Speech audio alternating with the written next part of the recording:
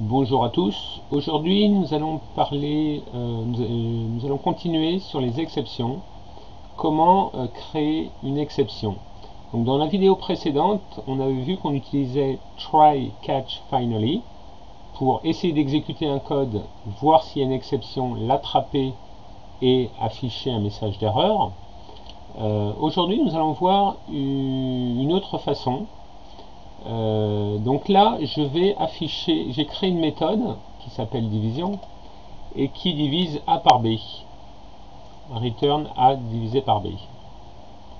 Donc, si je divise par 0, on voit bien qu'il y a une erreur. Donc, on pourrait écrire ici un try A divisé par B, catch une exception, division par 0 exception, et puis l'afficher. Mais il y a une autre façon de faire, c'est dans votre code, vous lui dites que si ma deuxième opérande est égale à 0, alors crée une nouvelle exception.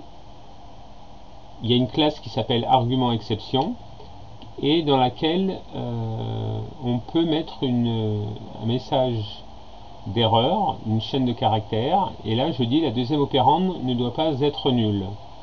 Donc là je fais F5 et je vois que 9 divisé par 3 c'est égal à 3. Donc maintenant je vais essayer de diviser par 0 en demandant un affiche division de 9 par 0 que je transforme en string.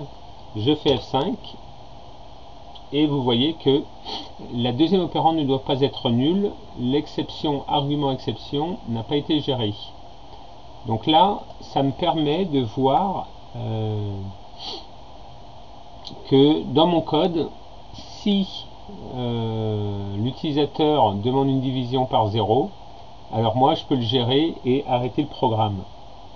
On pourrait faire un try catch, mais vous avez aussi la possibilité d'exécuter avec le terme throw, comme on lance, une nouvelle exception.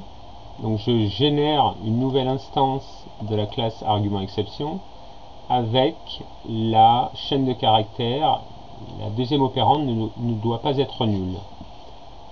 Donc c'est une possibilité, à vous de voir si vous préférez un try catch ou un throw new exception. Alors quand on écrit une méthode, alors par exemple multiplication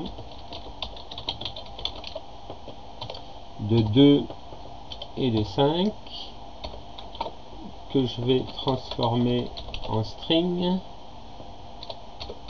voilà. Donc là il me dit le nom multiplication n'existe pas dans le contexte actuel, ça veut dire que la méthode n'a pas été créée. Il me propose une option générer la méthode, ben oui. Et vous voyez que quand il génère une méthode, et ben vu qu'il n'y a pas de code, par défaut le squelette de base c'est ce qu'on a vu dans des vidéos précédentes, throw new not implemented exception. Donc là il me mettrait, on va faire F5, voilà, la méthode ou l'opération n'est pas implémentée, c'est-à-dire que ça n'a pas été encore défini, donc il y a une exception qui est créée. Ça permettrait par exemple dans une équipe de développeurs où une personne écrirait ce code là et d'autres personnes écriraient les méthodes. Ou alors vous écrivez votre code et ensuite vous écrivez vos méthodes. Voilà, donc c'était une présentation sur les exceptions et sur le mot-clé throw. Donc si vous avez des questions, n'hésitez pas à les poster. Si vous voulez vous abonner, parce que je vais faire une vidéo sur chaque mot-clé, donc ça va être un cours complet sur C#. Et donc à bientôt pour une prochaine vidéo.